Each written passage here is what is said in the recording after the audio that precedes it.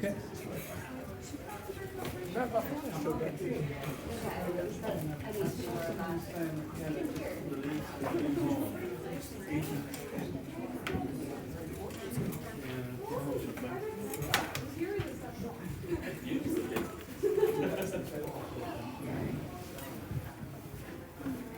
So I have 90 minutes, okay? 90 minutes. You stay for 90 minutes, you'll see me dancing at the end. How's that? Oh, we got a few hands over there.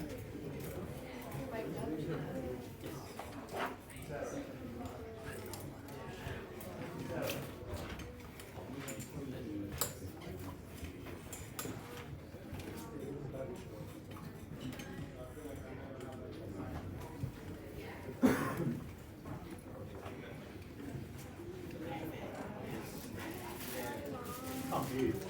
It must be good news.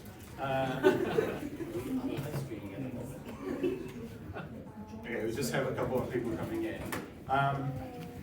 So hope you enjoy the pizza. And for our second and last talk of the night, we have Toan, as I said earlier, salsa instructor at night and Tableau practice lead at Curious in the day, and also been the author of Tableau Magic for about a year now, and I've used some of the techniques shared on the blog, so I hope you will learn quite a lot from it today as well, and you can bring some of those to work in the morning. So without further ado, Toan, thank you. Thank you. Okay, so firstly, I'm not used to speaking, and English is not my first language, so if I make any weird references or mistakes, please bear with me. So, as David said, I am Tableau Practice Lead at Curious UK, which means during the day I work with clients on solving business challenges with Tableau, data and everything else. During the evening, I spend time writing blogs, a lot of blogs, just for my personal sanity. Hands up if you've actually been to tablewmagic.com at all. Holy crap, really? Last time I said this, only 2 people put their hands up and everyone else just looked at them as if they're lepers. So, in this talk, I want to discuss the following. Inspiration to visualization. I generally produce interesting blogs, at least I find them interesting, to test myself, to test the community, to build things of note.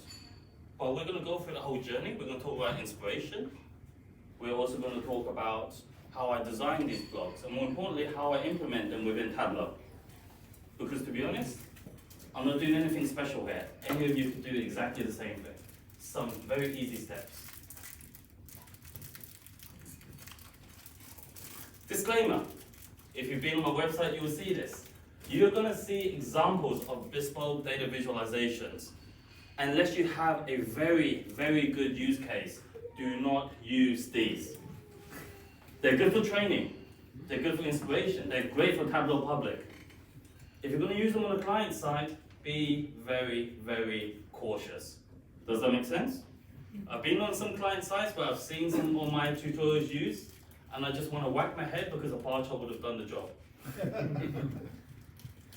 Hey, more maintenance money. So yes, be very cautious. So, before I went to bespoke visualization, what was my life about? Everyone has seen these type of charts, graphs. Out of the box Tableau. I started Tableau about 6-7 years ago, and we built a lot of very beautiful looking dashboards. A lot of them. I spent about 2 years as a Tableau developer, administrator, building such dashboards. And they were very good. Clients loved them. I liked building them. After a while, I was looking for something more. I wanted a bit more of a challenge.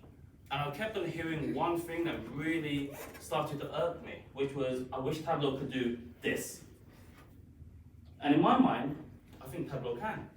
So let's try to figure out how we can actually get there. And that started my journey onto how to create bespoke stuff.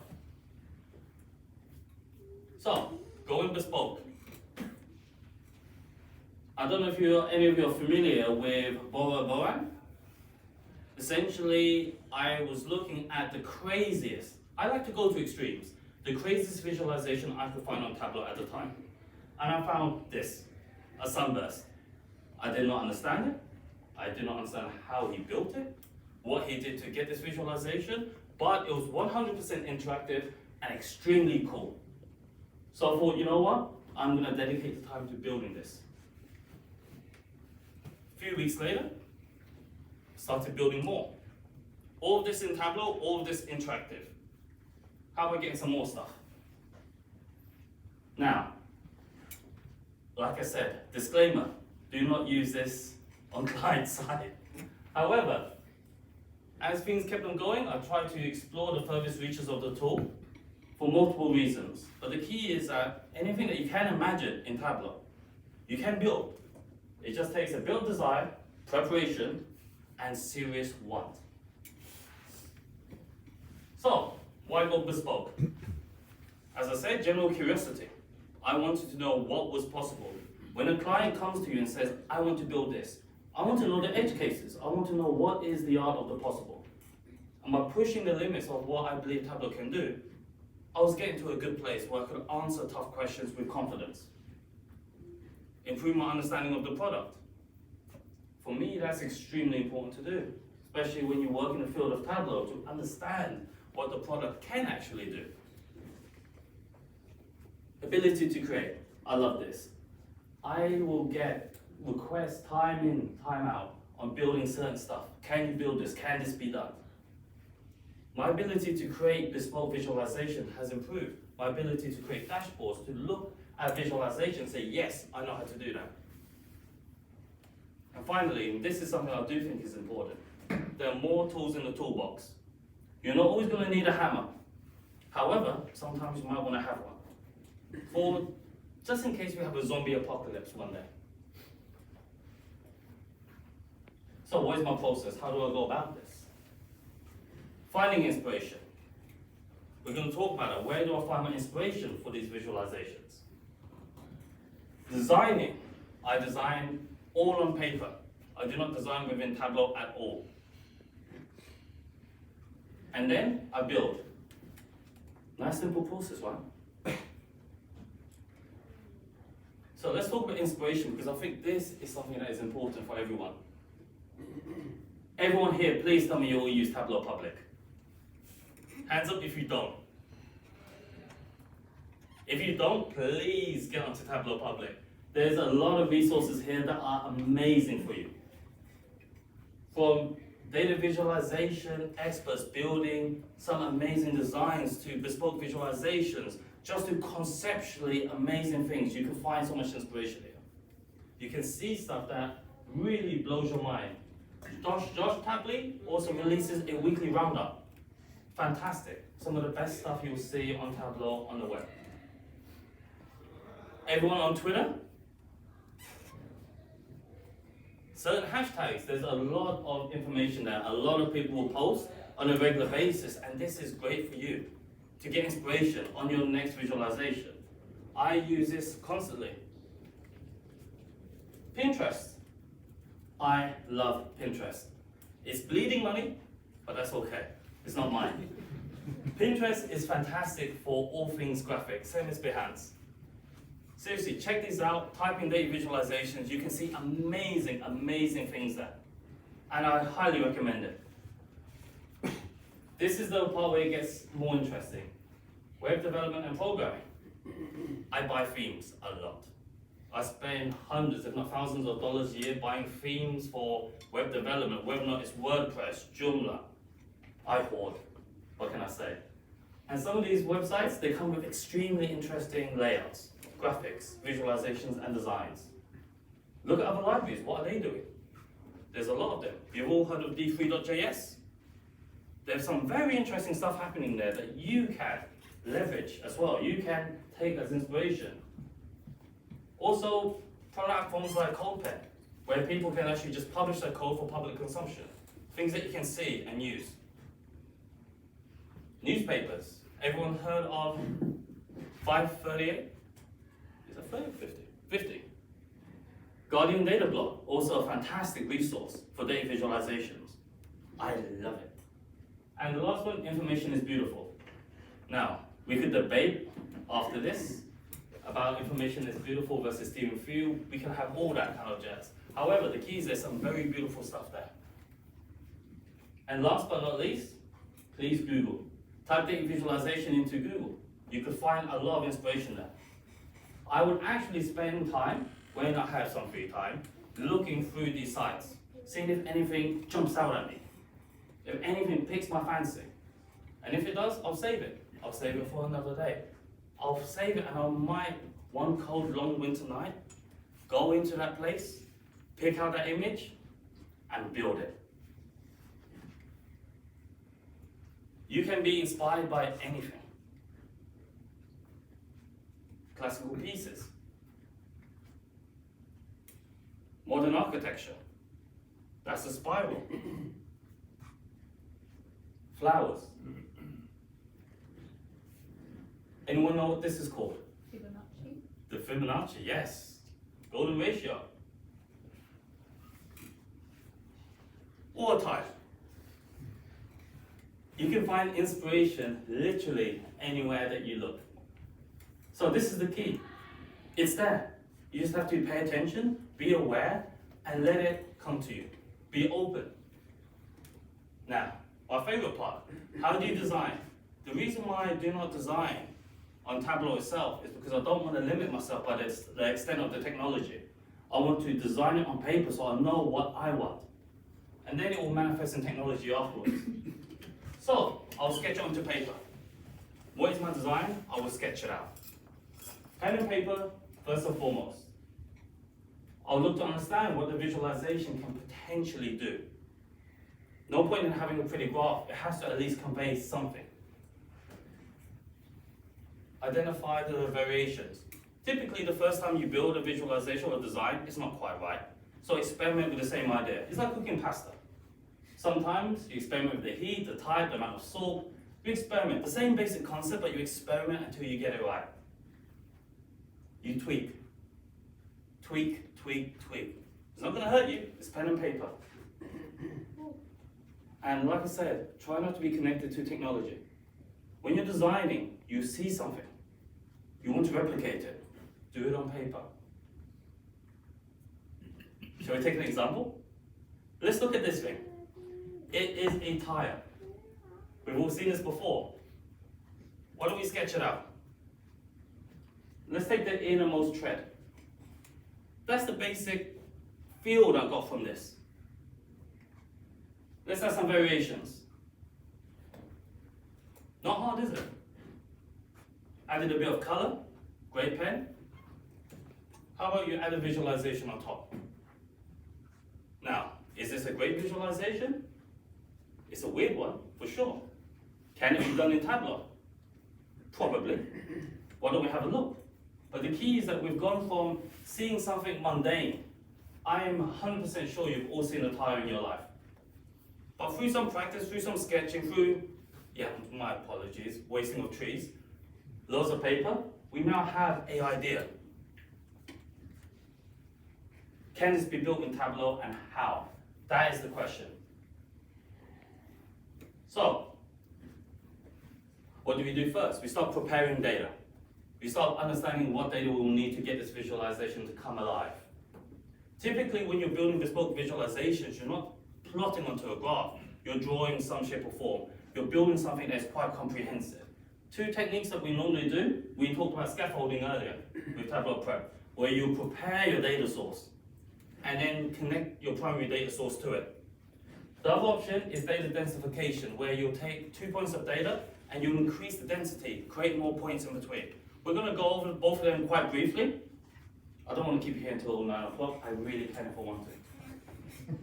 So let's look at scaffoldings. As said earlier, scaffolding is where you prepare your data set. You prepare a scaffold that you can stick something onto it.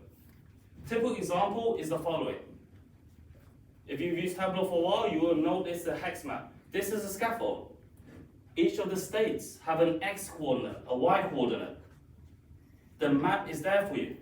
All you're going to then do is attach your data set to it. What is your KPI? How does your KPI apply to each of the individual points? This is quite easy to do in a fixed static sense. You also have data densification. If any of you have used my blogs, you would have seen a lot of this used because I like this stuff. What does that actually mean? Can everyone see that? 2 points of data, 0, 136. What can you do with that data? You can expand it using data densification techniques, so we'll create more points. What can we do with those points? We can plot those points. So from 2 points of data, 0 and 36, we're now drawing a line. Isn't that interesting? We've expanded the data and we've used each and every point to draw something. Then we could do this. From 2 points of data, we can draw a sine curve. We've expanded the data, added more points, and now we can plot something. So again, we could bend this around in any way, shape, or form. This is the beauty of it. That sunburst chart, same technique, we just bent it around. So, preparation. Regardless of how you do it, whether you use Excel, Tableau Prep, or any other tool that you might have at your disposal, preparation of data is nice. Once you get it, you can repeat it. How I build. I like to build fast. I think if you waste much time going from inspiration to the build, you would lose it. You have the inspiration, look at your data, think about your data set, design it, and just go for it. Don't worry if you make mistakes, it doesn't matter because it's all fun, it's all learning. So I like to build fast. Once I have a basic build, I like to refine. Why? That refinement enhances my understanding. It will also enhance yours. I then document. The reason why I started blogging is to document. Don't get me wrong, I didn't blog for people, I blogged for me. I wanted to find a way so I could document for myself and also, more importantly, get feedback. I've received tons of feedback since I started blogging and it's valuable. The community has been amazing to me. They've helped me many steps of the way. And also, you also have some fun stuff like this. We call them data accidents when drawing. So, when you're drawing, you're messing around, you'll come up with something interesting. You might think, wow, how did that happen? How do we get this? Inspiration gives inspiration. Or how about this one? That was 2 points of data. I have no idea how I did it. And if I was given £1 million to recreate this today, I really could not. But you have fun accidents with this. So like I said, find your inspiration. It comes from everywhere. If you look at a chair that you're sitting on, take a look at the back of it. That's an interesting pattern. That could become something. Everything can become a visualization. Prepare your data, build your scaffold, densify, go for it. Let's look at our tire. We saw this earlier. That's in Tableau. Is it the best visualization? As I said, be very careful when using it. I guarantee you that looks quite cool. Would I use it in a chart? Probably not. However, I can if the need arises. This is what I wanted to get across. How about this one? Everyone has seen test tubes, right? How about that? Again, I keep on saying, disclaimer, be very careful about what you use. However, it's not about, for me, building the best visualizations. It's about exploring, experimenting, improving yourself, improving your skills, becoming better at your craft, and just pushing the very limits. What do you think this becomes? What can it become? Packed circle. Everything that you're seeing on the right hand side has been built in Tableau. And actually, I think apart from the tires, all of them are available for you to actually build yourself. How about this one? Looks weird, even interesting. Again, this is what I want to get across in this talk, is that there's a lot that can be done. When people tell me that Tableau has limitations, it irks me because I don't believe there are. I think if you want it, you can do it. Shall we have one last piece of fun? Can you imagine building something like this in Tableau? Do you think it would be possible? A donut. This is a live visualization on my Tableau public profile right now. Each of the segments fit, each of those dots active. Again, is it the best? Maybe not. But if you look at the journey, inspiration, drawing, you now have a viz. This is what can be done in Tableau. Now, should you use this every day? Probably not. Is it definitely a tasty donut? I don't know. What do you find out? So yes, disclaimer. These are examples of bespoke data visualizations. And what I wanted to do in this session, on this quick talk, was give you an idea about inspiration, where it actually can come from. A quick process about how you actually go about taking some inspiration, going through some design, drafting it out, how you build rapidly, how you refine, how you document, how you share with your peers to actually get feedback. Nothing is right or wrong in my book. I know that there are some purists that will say there is. I think every tool is good, as long as you use it in the appropriate context. Lastly, this is another one that's another thing coming on the horizon, which I want you to be aware about. Extensions. It's a game changer. It really is. We now have various extensions that we can actually use to enhance our capability. You can build these guys. You can. All of you can. Have a think about that. Why not? Nothing is stopping you. Beautiful. And with that said and done, any questions? Or do you just want to go on? Ooh, hello. Yes, sir. How often do you find yourself, when doing these kind of very edge cases, having to rely on outside programs or alterings, things like that, trying to do data padding, and to what extent do you find yourself just working inside of Tableau? Good question. Initially, I used to do a lot of my data prep within Excel, sometimes R. In today's world, I try to do most of it within Tableau itself.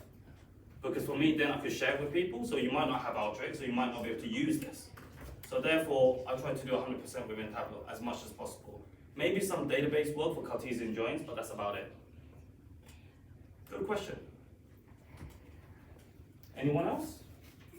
How long does it take you from the sort of initial inspiration to sort of a finished article and go to your blog?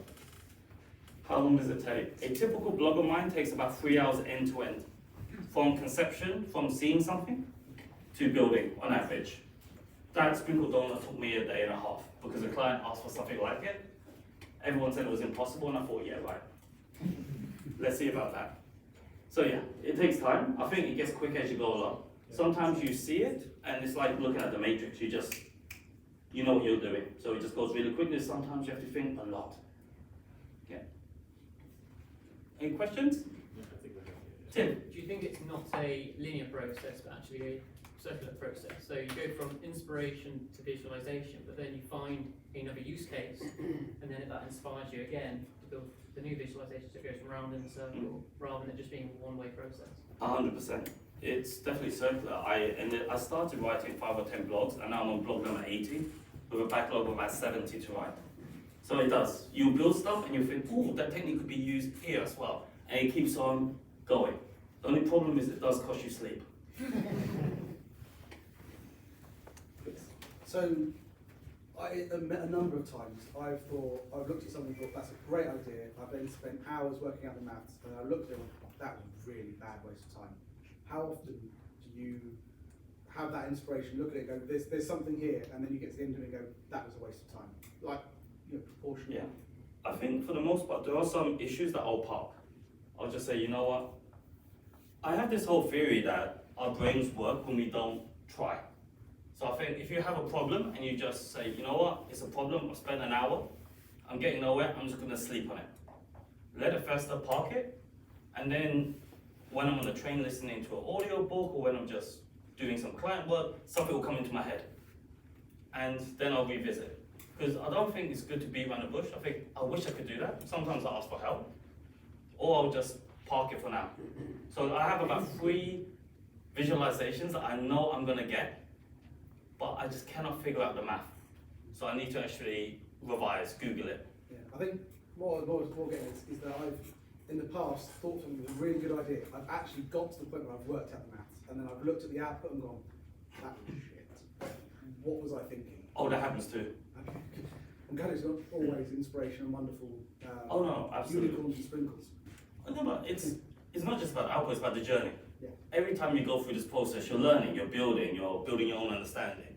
And sometimes you look at it thinking, I'm gonna kind of delete that, take it down from Tableau public, I don't want any evidence of it ever existing. And there's about 4 that I actually have right now that's on Tableau public but hidden because it's not good. And even if it was good, I could have done it 10 times better because you get better at this. Some of the formulas that I use today, 2 years ago, I did not know existed. So yes. Just about that, I used to say that I keep the first 5 visualizations on my Tableau public. They are so bad, but at the same time they show my path, Yes. of how I progress and how I develop over the years. Do you think it's better to remove them or to keep them? For me, so there's 2 things there. It's a good question.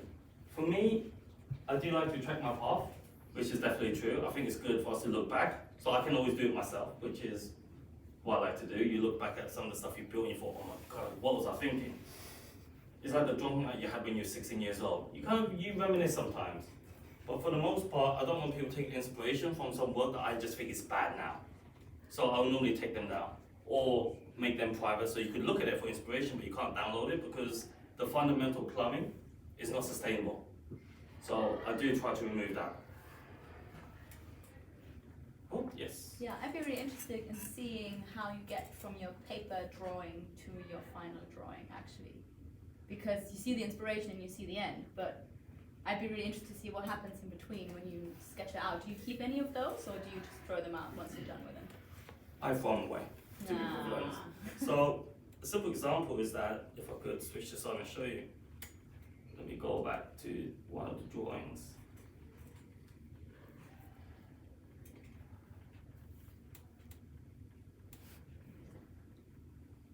So this, I literally had 2 pages on this. I'm still trying to find an appropriate name because the blog is due to be released next Monday. So I'm still trying to find a name, but there'll be pages and pages where I'll draw big arrows, small arrows. I'll kind of put little points there where I need to actually connect the dots. So there'll be loads of sketches and notes. But yeah, most of it I just throw in the bin afterwards. It's something that someone has told me is that they wish I actually include it in my blogs, because then you could read through it, you could actually see the actual process. Something for another day. But that would extend my blogs by about 3 hours per blog, so. Well, I just get one, like this, for example, is really interesting, right? Because you can see the one, just this one step in between. It doesn't have to be the entire thing, but I think it's quite interesting because, and then do you ever get to the point where you draw something and then once you go to Tableau, you realize, well, I actually am a bit more limited and this is actually nicer than what I first thought in mind? Or is it always more just the building and the visualization is what you have on paper? Sometimes I build, sometimes I get to a point where I just discard. Like, it was a good idea on paper, but it shouldn't really be made. So you do get to those points, but then again, you still go through the process of building. It's still a thinking process. It's still a creative process. Because for me, this is a valuable step, like you said. Because this is also how I design dashboards for my clients. I'll draw them down.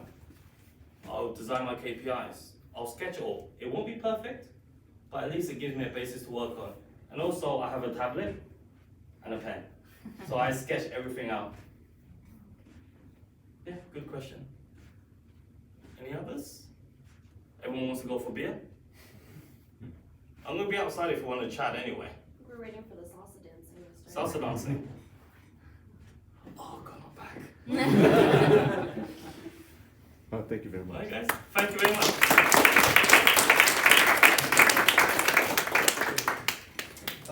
Thank you everyone for coming. With the right table here now. Oops, we go.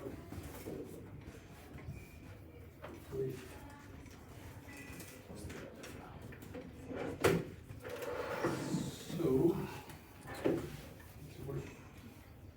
fantastic. So, next Tableau user group, June 27th.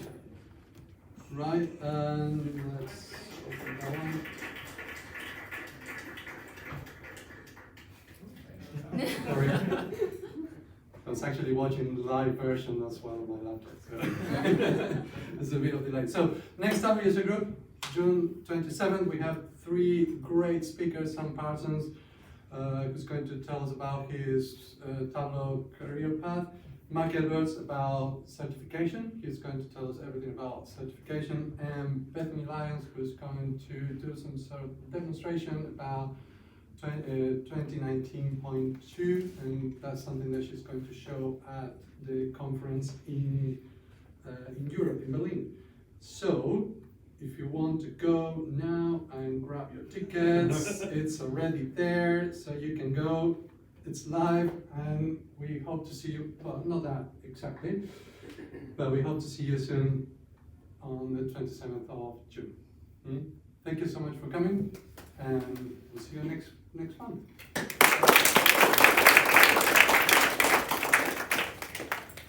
We still got beers? Yes.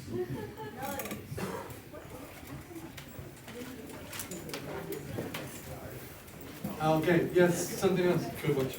Thank you. Yes. Okay, I'm going to publish later on tonight, tomorrow morning perhaps, the links to both recordings on Twitter. On Twitter. On my account. We can. It's a giant XY grid. You can read it anything. Chevron roundabout chart. It's gonna be getting out of dome chart.